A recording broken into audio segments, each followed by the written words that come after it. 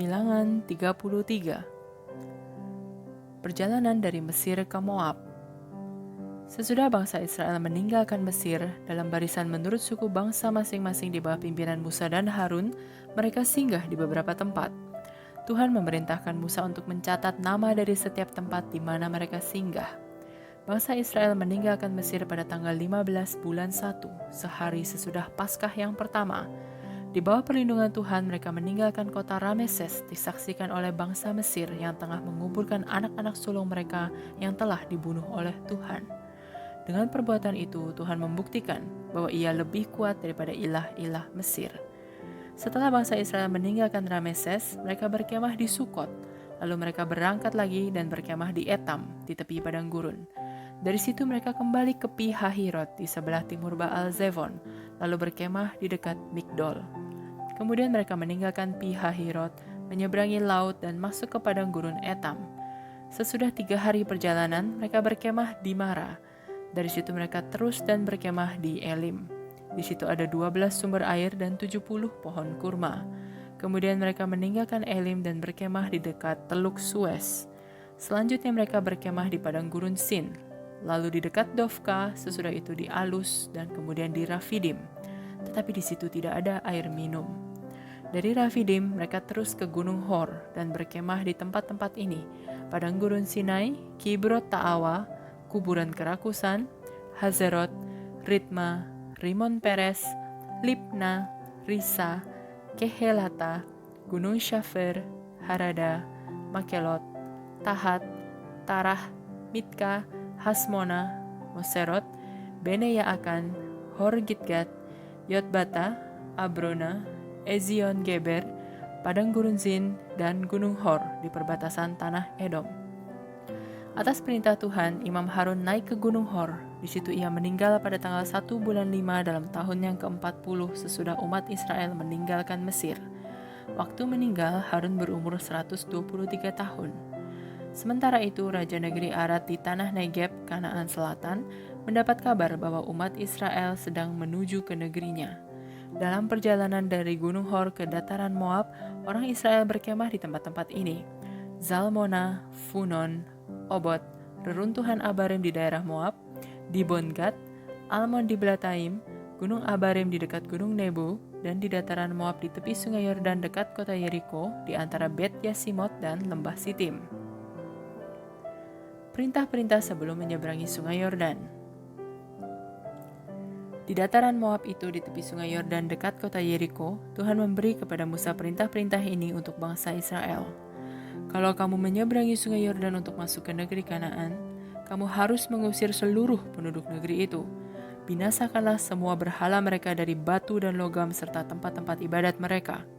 Tanah itu harus kamu rebut dan kamu duduki, karena aku memberikannya kepadamu. Kemudian kamu harus membagikannya menjadi milik pusaka kaum-kaummu dengan jalan membuang undi.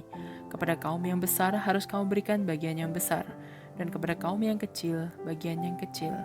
Tapi kalau penduduk negeri itu tidak kamu usir, orang-orang yang tetap tinggal di situ akan menyusahkan kamu seperti pasir di matamu atau duri di kakimu. Nanti merekalah yang memerangi kamu. Kalau kamu tidak mengusir mereka, aku akan membinasakan kamu seperti yang kurencanakan terhadap mereka. Bilangan 34. Batas-batas negeri itu. Tuhan memberi kepada Musa perintah-perintah ini untuk bangsa Israel. Sebentar lagi kamu masuk ke negeri Kanaan, negeri yang kuberikan kepadamu sebagai tanah pusaka. Inilah batas-batas negerimu itu.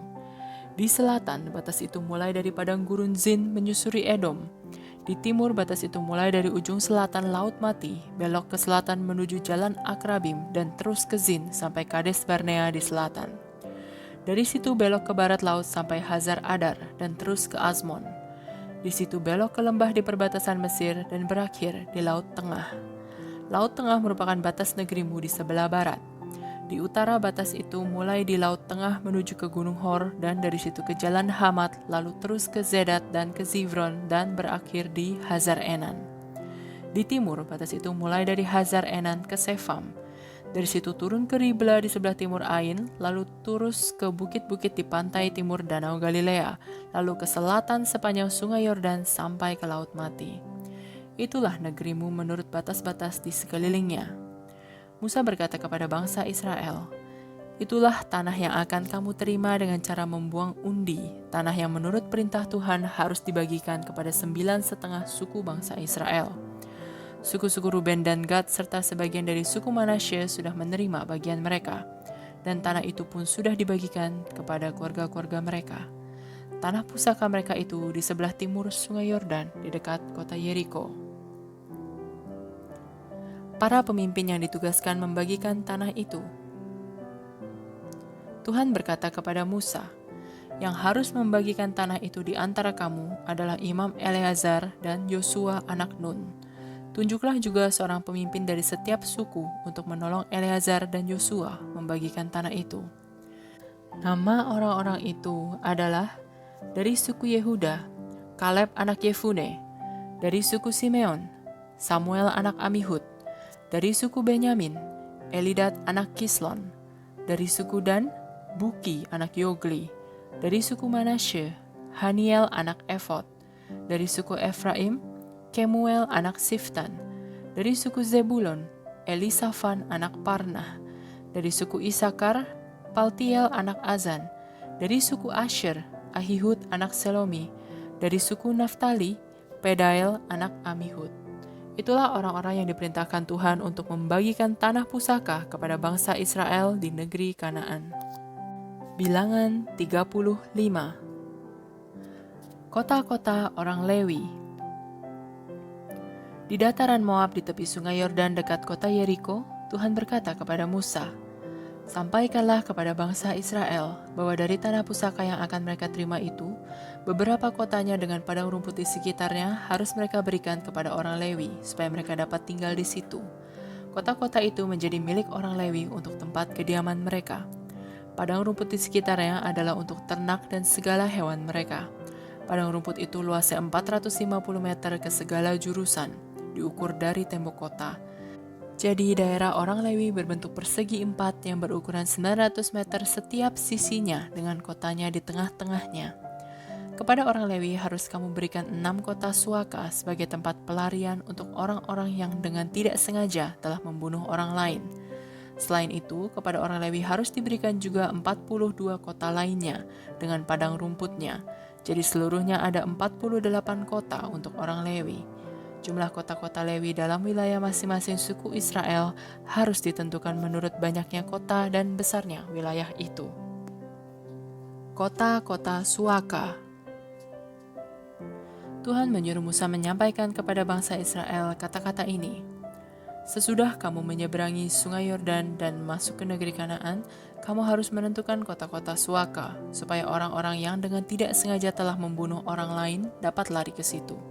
Di kota-kota itu, orang itu akan aman dari sanak saudara kurban pembunuhannya yang mau membalas dendam.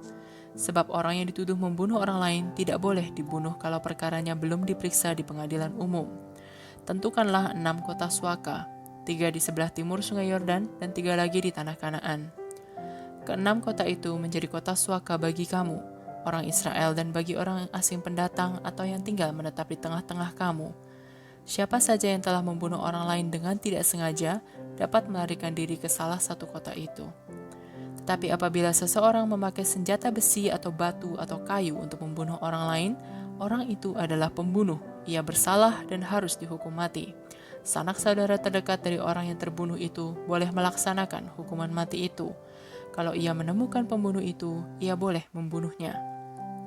Apabila seseorang membenci orang lain lalu membunuhnya dengan membanting dia atau melemparkan suatu benda kepadanya atau memukul dia dengan tinjunya, orang itu adalah pembunuh. Ia bersalah dan harus dihukum mati.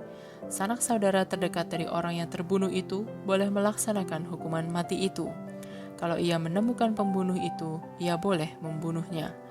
Tetapi boleh jadi seseorang dengan tidak sengaja membunuh orang lain yang tidak dibencinya, entah dengan membanting orang itu atau dengan melemparkan suatu benda kepadanya, atau boleh jadi seseorang tanpa melihat menjatuhkan sebuah batu yang mengakibatkan kematian orang lain yang bukan musuhnya, dan ia tidak pula bermaksud mencelakakan orang itu. Dalam perkara-perkara semacam itu, rapat umat harus mengadili antara orang yang telah membunuh dan orang yang mau membalas kematian orang yang terbunuh. Rapat umat harus melindungi orang yang telah membunuh dengan tidak sengaja itu terhadap ancaman sanak saudara orang yang terbunuh. Orang itu harus dibawa kembali ke kota Suaka tempat ia melarikan diri. Ia harus tinggal di situ sampai orang yang pada waktu itu menjadi imam agung sudah meninggal. Baru sesudah itu, ia boleh pulang ke kampung halamannya.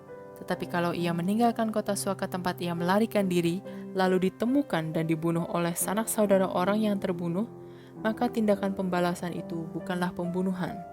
Peraturan-peraturan itu berlaku untuk kamu dan untuk keturunanmu di mana saja kamu tinggal. Dalam perkara pembunuhan, orang yang dituduh sebagai pembunuh hanya boleh dinyatakan bersalah dan dihukum mati kalau perbuatan itu dapat dibuktikan oleh 2 orang saksi atau lebih. 1 orang saksi tidak cukup untuk membuktikan bahwa tuduhan itu benar. Seorang pembunuh harus dihukum mati. Ia tidak dapat menebus hukuman itu dengan uang. Apabila seseorang melarikan diri ke salah satu kota Suaka, janganlah mengizinkan dia memberi uang supaya diperbolehkan pulang ke rumahnya sebelum imam agung meninggal. Kalau kamu berbuat begitu, kamu mencemarkan tanah yang kamu diami. Pembunuhan mencemarkan negeri, jadi tak ada cara lain untuk membersihkan negeri itu selain dengan mencabut nyawa si pembunuh. Janganlah mencemarkan tanah yang kamu diami, karena akulah Tuhan, dan aku tinggal di tengah-tengah bangsa Israel.